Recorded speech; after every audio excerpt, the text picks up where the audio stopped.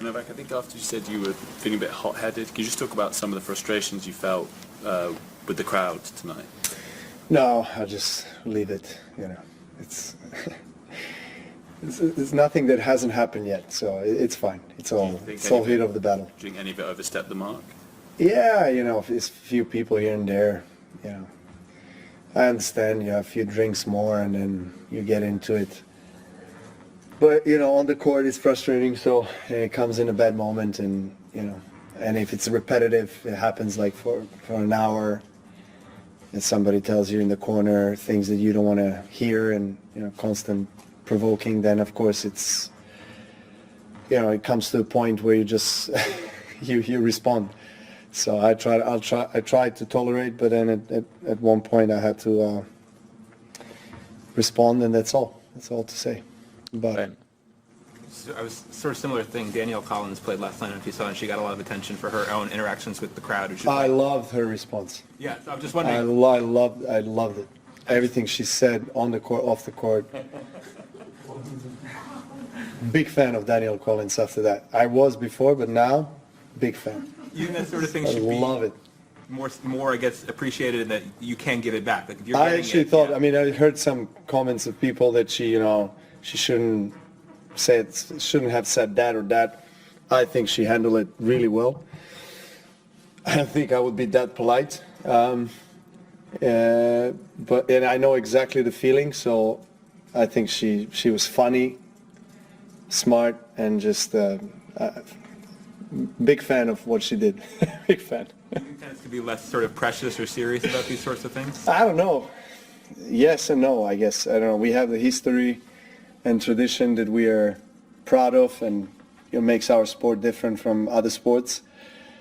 But at the same time, I think we've been a little bit behind the other sports with changes and trying to keep the pace with the evolution of society and the new generation that we all know doesn't have that much of a great attention span, and they want the movement, they want so for example, last couple of years, I think only that we have this new rule where people are able to come in even if it's another changeover. So I guess that's one of the ways to really try to open up a bit more and not have strict rules. It's not easy for players, I guess. I mean, from my side, not easy to go from one end to another extreme and just let everybody say whatever they want to say, talk, scream during the point.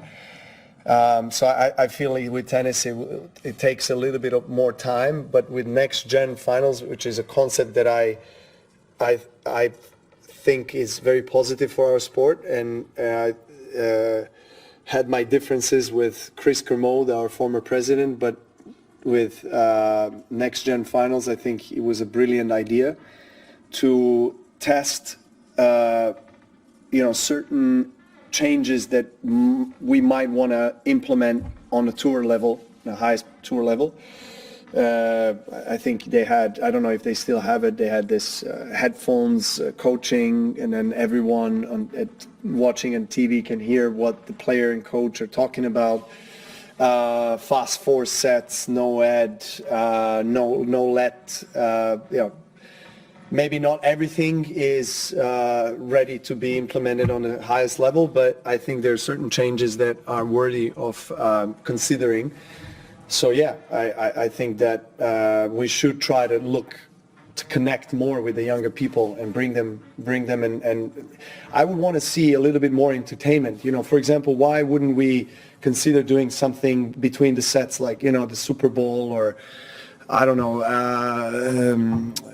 the NBA, right? They have in the when there's a timeout, they have dancers come in and this and that. I wouldn't have problem with that.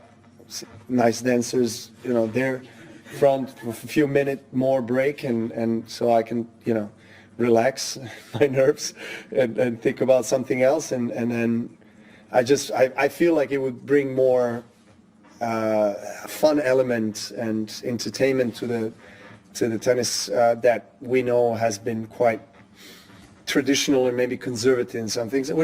Like when we talk about conservative, we know Wimbledon is the most conservative, but I wouldn't, like, so for example, with Wimbledon, I wouldn't change much. Like, I would keep it as it is because it's just so unique. All white and strawberries and cream, and you know, everything about it is just so elegant and classy. But all the others, U.S. Open. I mean, in USA, you guys know very well what the entertainment is about, and so I think I'm up for it. You know, just like maybe gradual changes. Dancers first. One more in English, Scott.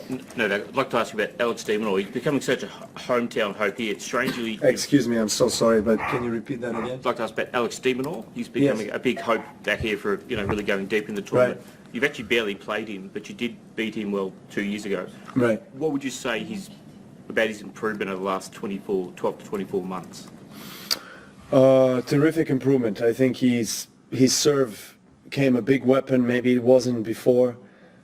He was always fast, so he kept that speed on the court, and he's, I think, coming into he's approaching much more than he used to do. We all know how good he's defending, but like his offense has improved a lot. His court positioning has improved. So it's not a surprise that he ended up top 10 last season, in his best season yet. So I think we're going to see still great things from Alex. In this tournament, I've watched him play a few matches, and the level is great.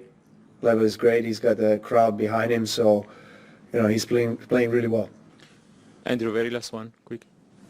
Novak, your next opponent you've played once, he could be quite an aggressive player. I'm just curious what separates him compared to the other more aggressive, powerful players on tour.